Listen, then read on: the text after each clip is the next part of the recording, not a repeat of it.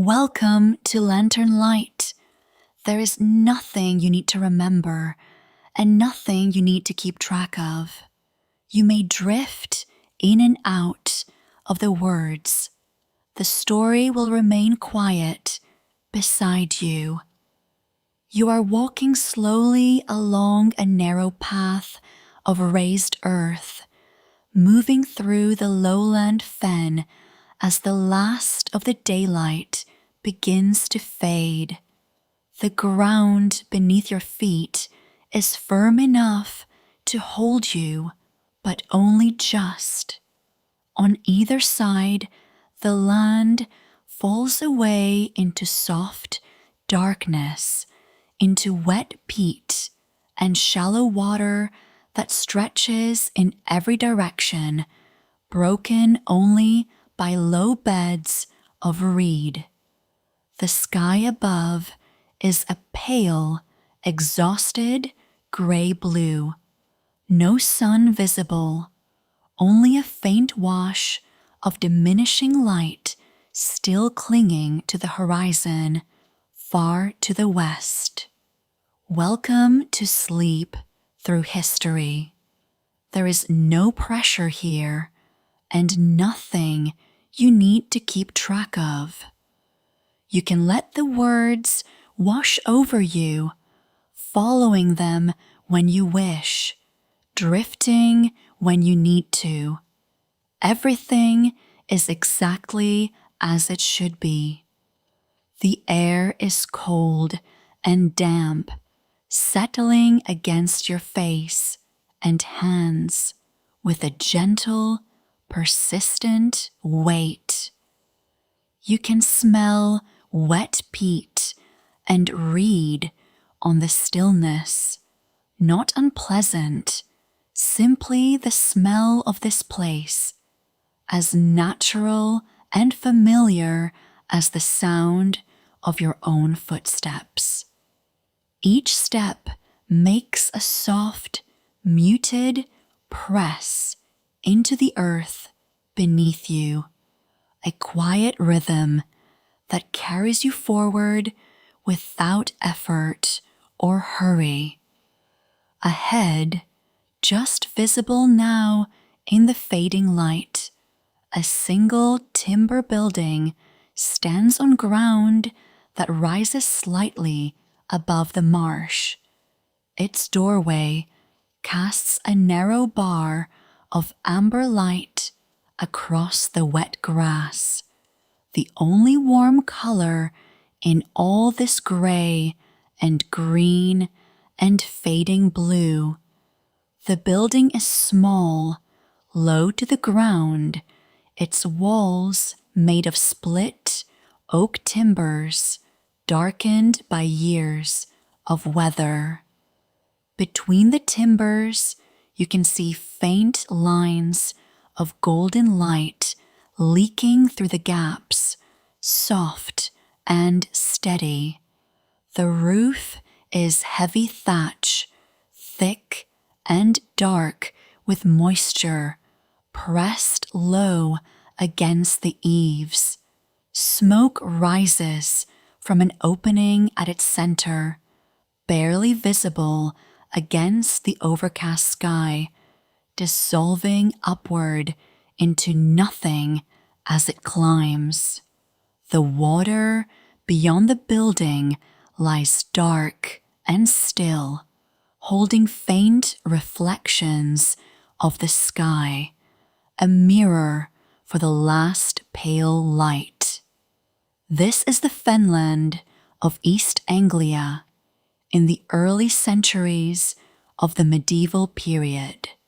Small communities like this one have been built wherever the ground rose firm enough above the marsh, on islands of slightly higher earth where timber and thatch could rest without sinking. These are not places of hardship or isolation, but settlements rooted in the rhythms of water and season, in the harvest of reed and willow in the quiet, patient knowledge of when the fen will give and when it will hold. You are close to the building now. The pale seed heads of the reeds around you catch what little light remains, glowing faintly in the stillness. The water between them is black and glassy, without movement. You can hear almost nothing, only the faintest shift of reed stems somewhere far out in the marsh, a sound so soft it might be the air itself moving. The building's timbers are rough beneath your gaze, dark with age, each one split and shaped by hand. The gaps between them glow with the warmth of the light inside. You can see the thatch more clearly now, its surface uneven and dense, holding the damp of the day close against the roof. The doorway is low, you at its threshold, one hand perhaps touching the rough timber of the doorframe, feeling the grain beneath your palm, the cool solidity of oak worn smooth in just this one place by the passage of hands before yours. You step inside. The air changes at once. It is warmer here, close and still, scented with wood smoke that has settled into the walls over countless evenings. The floor beneath you is compacted earth, covered in places with woven rush matting that softens your step. The space is small, the timber walls pressing inward, the roof low overhead. Everything feels contained, held, wrapped around you like a cloak. And there, at the center of it all, is the source of the light. A clay oil lamp rests on a low wooden surface near the middle of the room. It is a simple thing, hand-formed from local clay, its surface unglazed and faintly rough. Inside, rendered fat or vegetable oil fills the shallow bowl, and from it rises a twisted wick of plant fiber, drawing the fuel upward into a small, steady flame.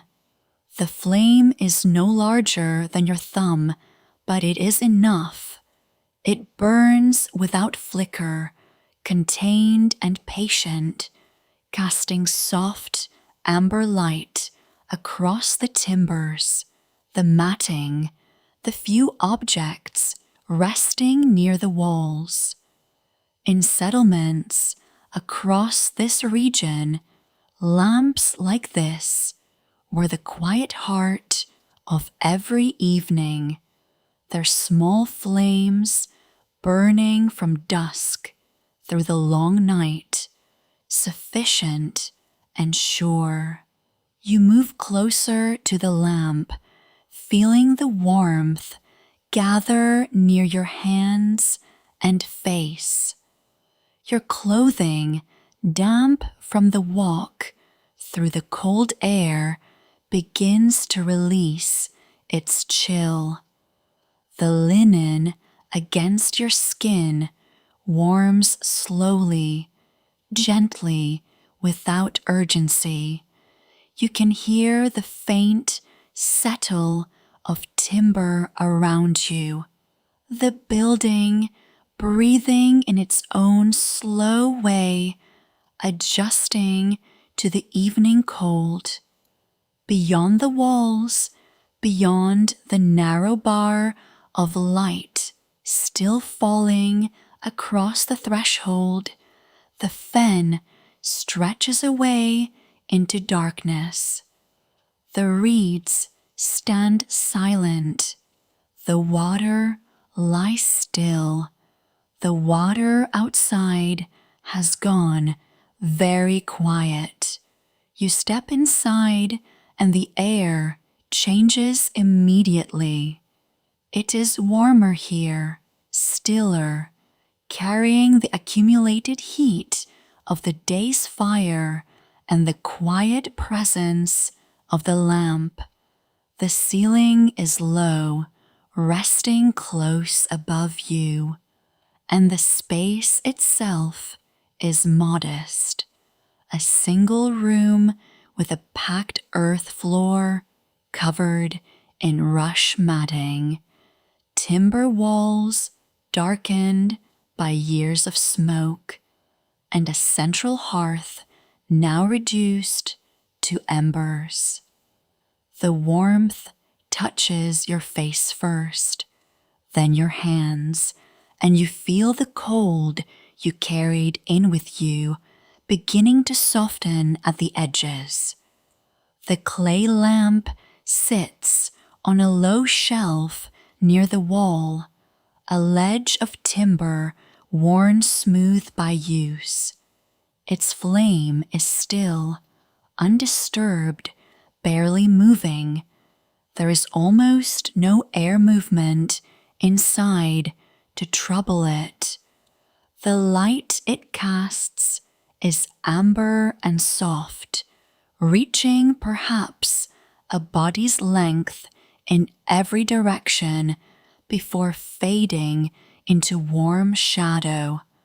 The far corners of the room are dark, but this is comfortable rather than unsettling. The darkness is simply where the lamplight has not reached. It rests there, patient and untroubled. You settle near the lamp, lowering yourself onto what has been laid there, rush matting, a folded length of wool, damp linen that has begun to warm in the interior air. The texture of the cloth is coarse but familiar under your hands and against your body. The weight of it is reassuring, the way any worn thing becomes when you know its shape and how it holds you.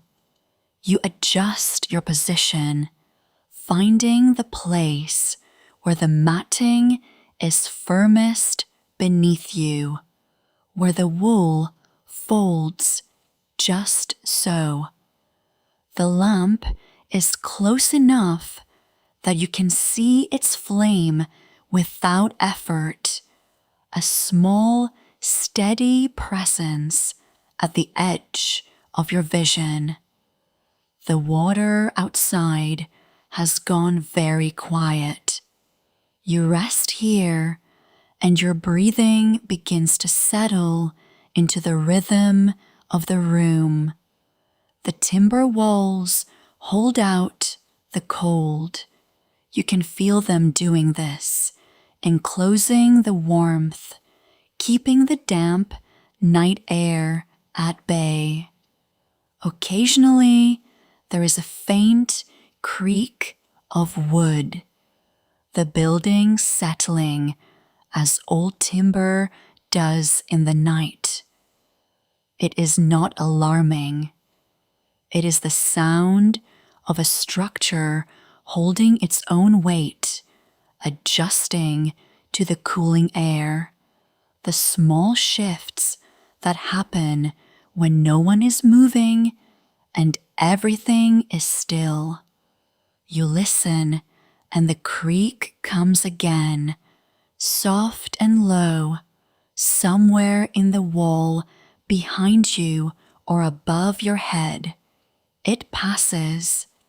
The stillness returns. Outside, at the edge of perception, there is the softest movement of reed stems in air, so still it barely qualifies as a breeze. You would not hear it if you were not listening for it, and even now it is more suggestion than sound. A whisper of stem against stem, the faintest rustle carried through the gaps in the timber. The water in the channels beyond the settlement makes no sound at all. It is there, you know it is there, but it has gone silent. The cold has stilled it, or the hour, or simply the way water sometimes chooses to rest. People in settlements like this one kept their lamps burning through the long autumn evenings. The flame was a practical thing, and perhaps also something more, a marker of warmth and occupancy against the enormous darkness of the fen. The lamp did not push the darkness away. It simply held its own small space within it, and that was enough. You see this now, the way the amber light reaches only so far, and how the darkness beyond is not waiting or pressing, but simply present, vast and quiet and unbothered by the flame. The embers of the hearth glow dull orange across the room. They require nothing from you. They are simply there, breathing their last warmth into the air, fading slowly from red to gray to something softer still. You can feel that warmth reaching you even now, a gentle radiation that mingles with the closer heat of the lamp. Your body has begun to take the temperature of the room. You are no longer arriving from outside, carrying the cold with you. You belong to this interior now, to its stillness and its warmth and the way the walls hold everything close. Your hand rests on the wool beside you. The damp linen beneath you has warmed where your body presses against it. You can feel the texture of the rush matting through the cloth, the slight give of the earth below, solid and cool and patient. The lamp flame does not waver. It burns in its small pool of oil, steady and contained, and the light it gives is enough. The shadows do not move. The ceiling above you is dark timber, close enough to feel sheltering rather than confining, and the smoke of years has darkened it to something almost soft in the amber glow. You breathe in, and the air carries the smell of wool and wood smoke and the faint, cold scent of reeds from beyond the walls. You breathe out, and your shoulders settle lower. The room holds you. The lamp holds its light. Outside, the night is wide and dark and full of water and reed and sky. But here there is only this: warmth, stillness, the quiet creak of timber, the steady flame. The water outside has gone very quiet. The lamp flame does not move. You can see it now, that small amber point of light, perfectly still. It rests at the center of the clay lamp, and its stillness has become the central fact of the room. The reflection of the flame appears just faintly on the smooth, curved surface of the lamp's body, a ghostly echo of warmth. Everything in the room exists in relation to this light, without being drawn toward it. The flame does not demand your attention. It simply continues, steady and contained, burning at its own quiet pace. Your body has settled fully into the surface beneath it. The weight of your limbs against the rush matting and the wool beneath you is present and easy now, a good and uncomplicated heaviness.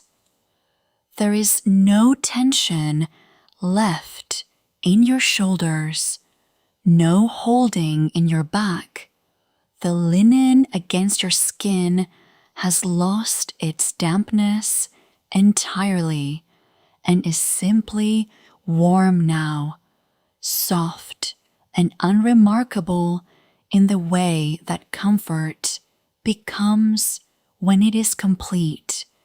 You are aware of your own weight, and it is restful to feel it so clearly distributed across the matting, across the soft, compacted earth below.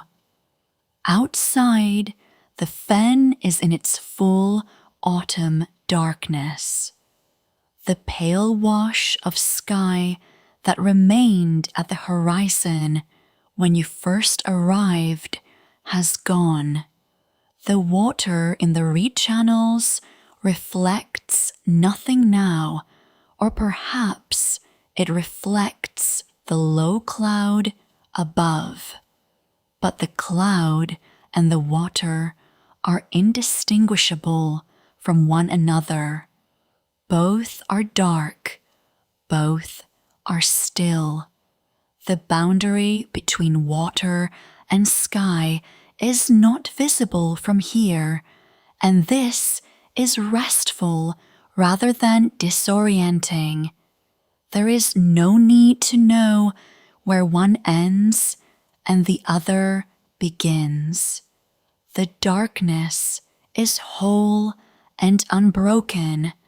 The water outside has gone very quiet. There is no wind tonight.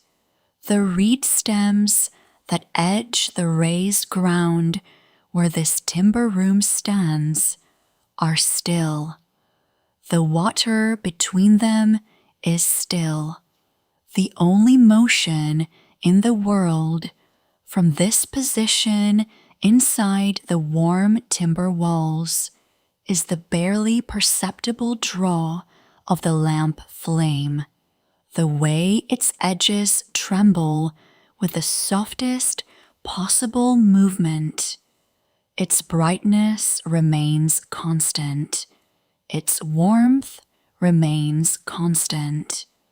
Only the very edges of the flame suggest motion at all, and even that is more a quality of light than a change you can see.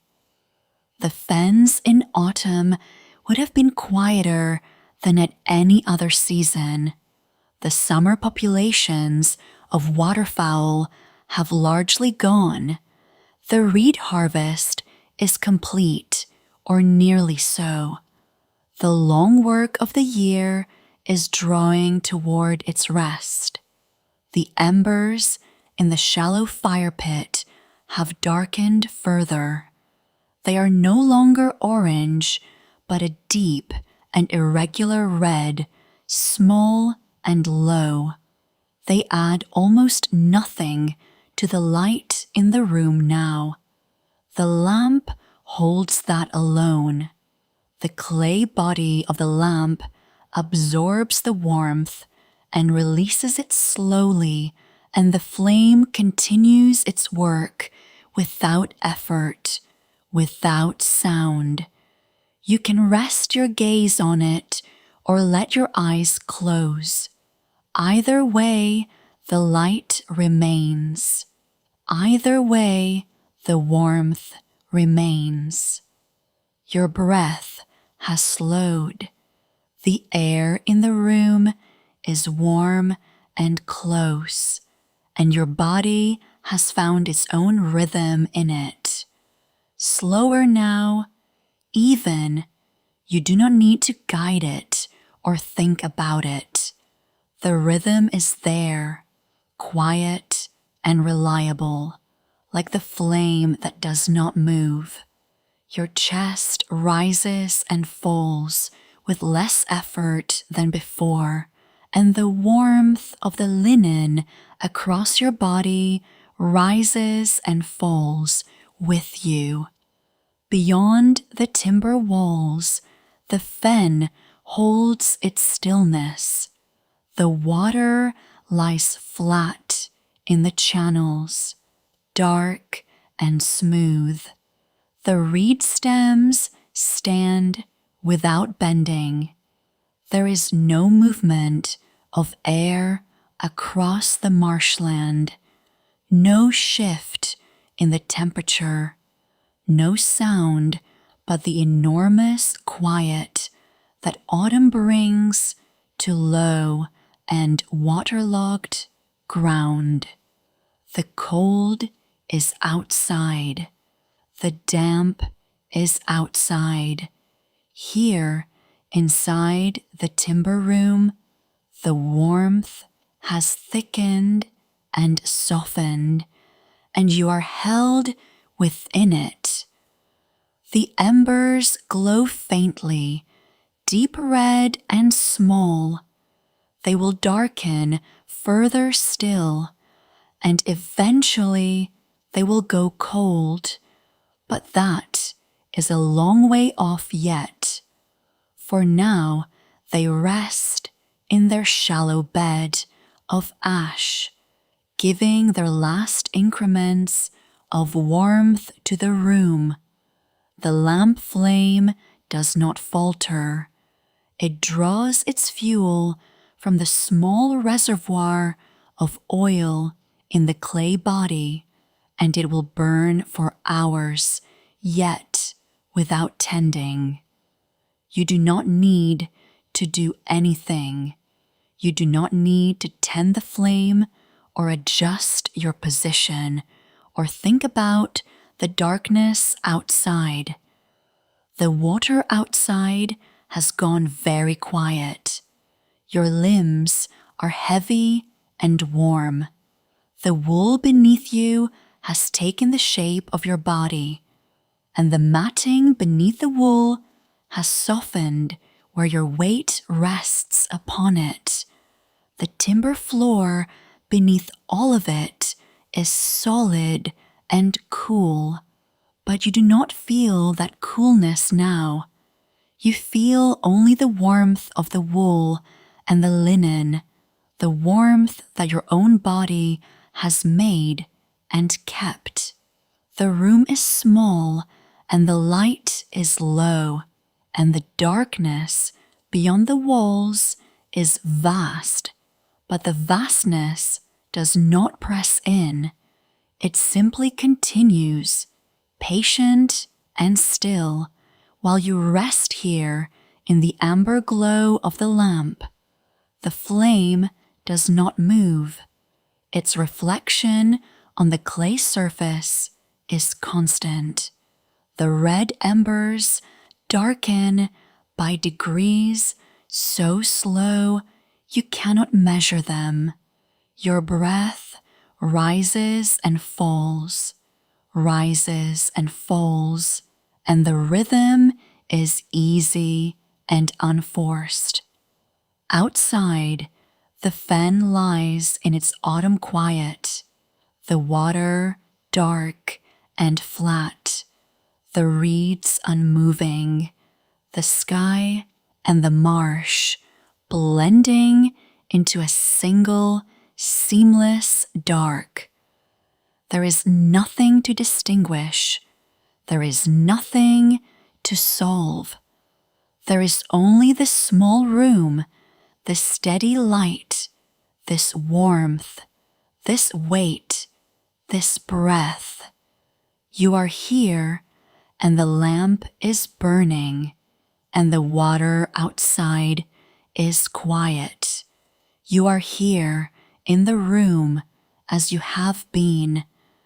The lamp burns on, small and amber, its flame contained within the clay body that holds it. The light has not changed. It reaches the same distance across the floor, touches the same edges of the timber walls, and fades into the same soft darkness beyond.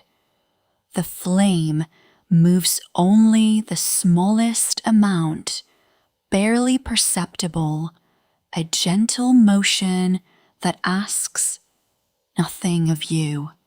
The rush matting lies beneath you as it has been lying. The wool and linen rest above and around you, their weight familiar now, their texture known. Perhaps you feel the woven cloth against the back of your hand, or perhaps against your cheek or the side of your foot.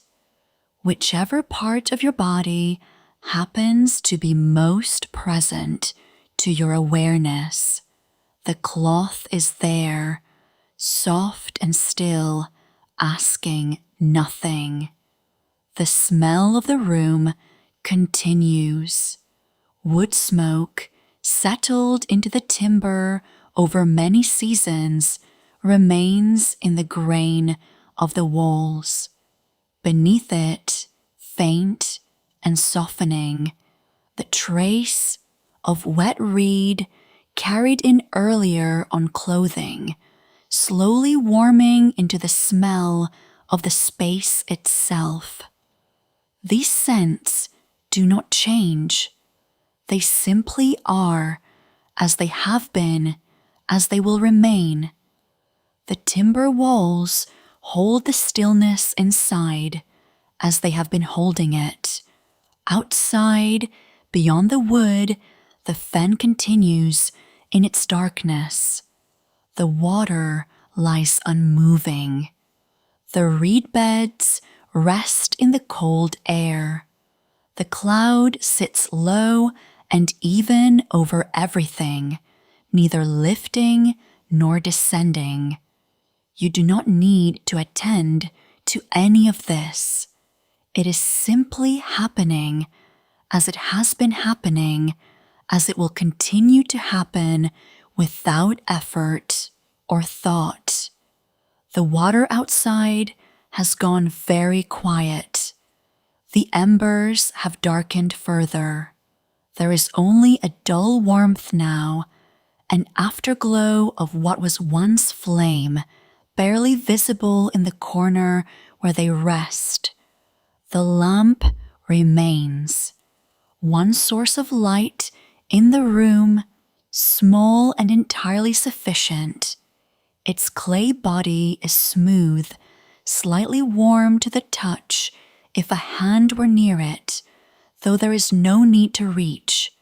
It is simply there, casting the same amber reach, the same gentle boundary where light dissolves into shadow.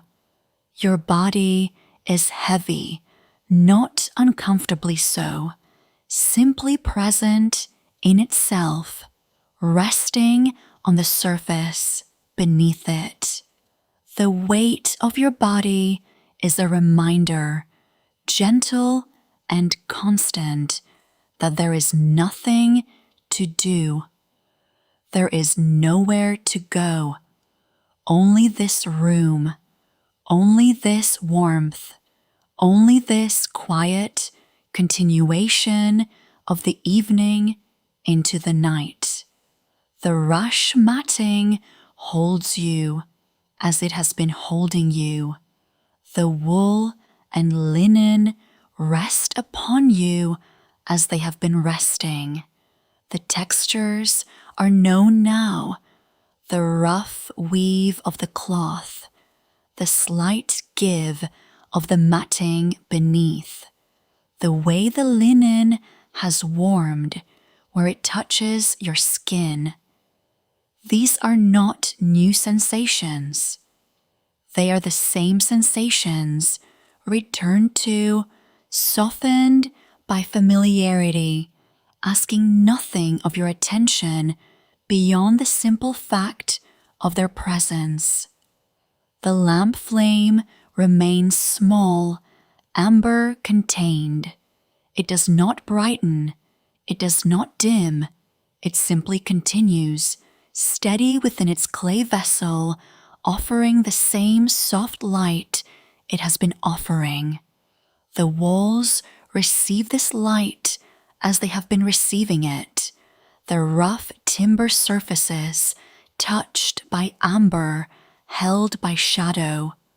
The room is as it was. The lamp is as it was. Outside, the darkness is as it was, still, cold, distant from where you lie. The fen lies beneath the low cloud, the water unmoving, the reed beds at rest. This darkness continues without need of your awareness. It holds itself. It requires nothing. And here, inside the timber walls, the warmth holds itself as well.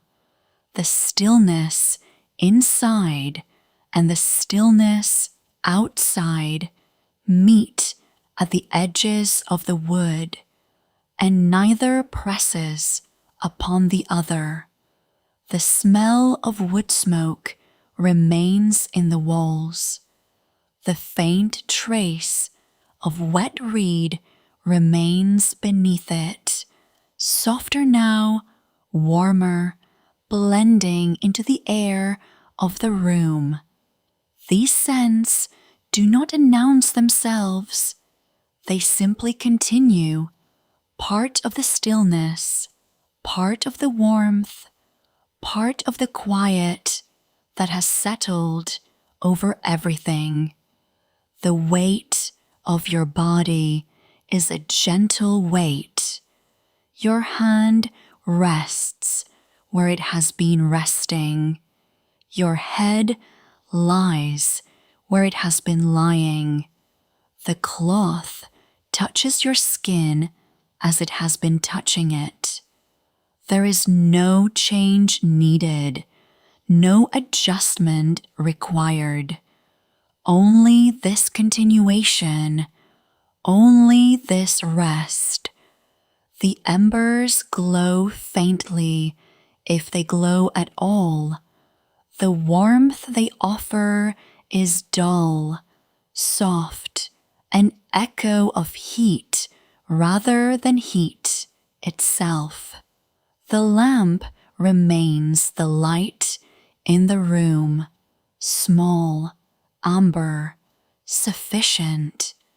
Its flame moves only the smallest amount, a gentle motion within the clay, asking nothing, offering only what it has been offering. The timber walls hold the stillness inside. The darkness beyond them continues as it has been continuing. The water lies quiet beneath the low cloud. The reed beds rest in the cold air. You do not need to go there in your mind. You do not need to picture it or follow it or attend to it. It is simply there, happening as it happens, while you remain here, inside, held by warmth, held by stillness, held by the gentle amber light of the lamp. Your body is heavy, resting on the surface beneath it. The rush matting receives this weight. The wool and linen rest above. The woven cloth touches your skin, its texture familiar, its warmth known. There is nothing to do. There is nowhere to go. Only this room, only this warmth, only this quiet continuation. The lamp burns on, small and steady. The flame remains contained within its clay vessel. The light it casts has not changed. The same reach, the same soft boundary where amber dissolves into shadow. The room is as it was.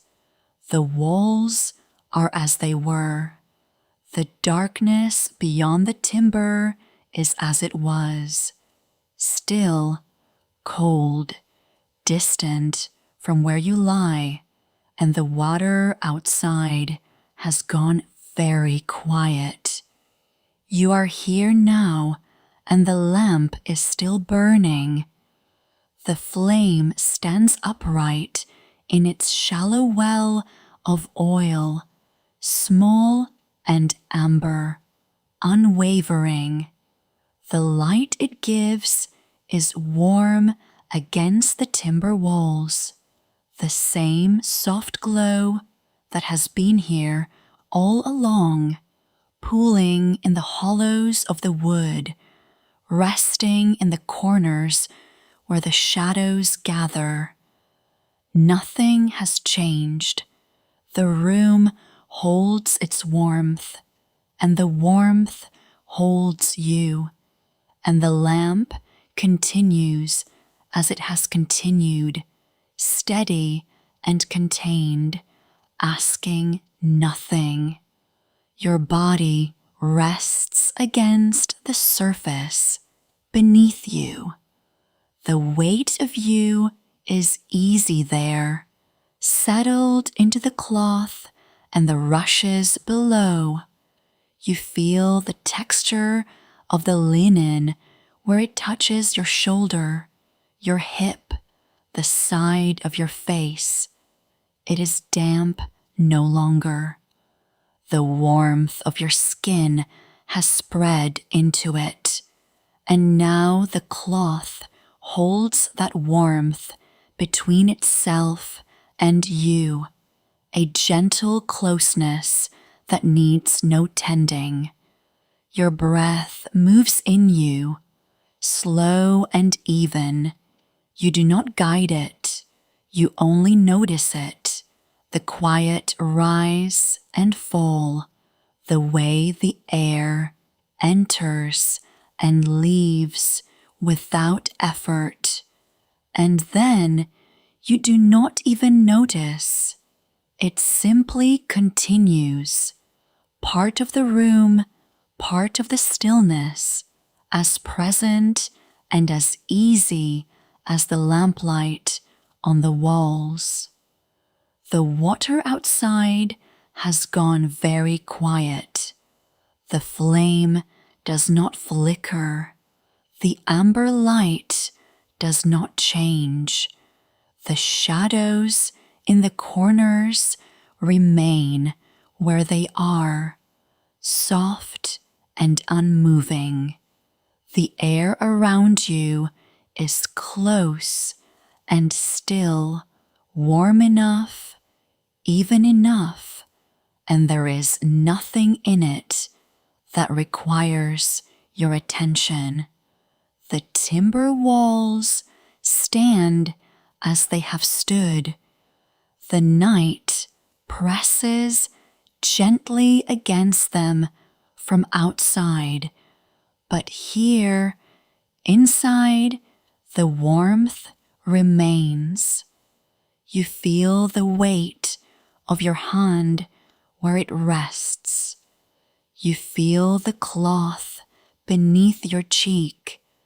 You feel the breath moving through you, so slow now, so easy, and you do not need to do anything with this feeling.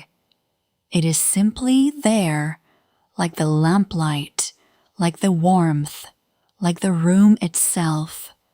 The fen beyond the walls is dark. The reeds stand in water that holds no reflection now. The sky above them has given up its last pale light, and the marsh is still and very far from here. You do not see it. You do not need to see it. You are here, inside, where the lamp burns and the timber holds and the warmth gathers close. Your breath slows further still. The rise of it is barely there. The fall of it is soft, so soft, and then another breath, and then another, each one as easy as the last. The lamp continues. The night continues. The flame stays small and amber in its well of clay, and the walls around you are solid and still, and the warmth has not faded, and there is nothing else that is needed. There is nothing that waits for you. There is nothing you have forgotten. The room is warm, and the lamp is steady, and the body rests where it has come to rest, and everything is here, and everything is simple, and everything continues gently in the dark.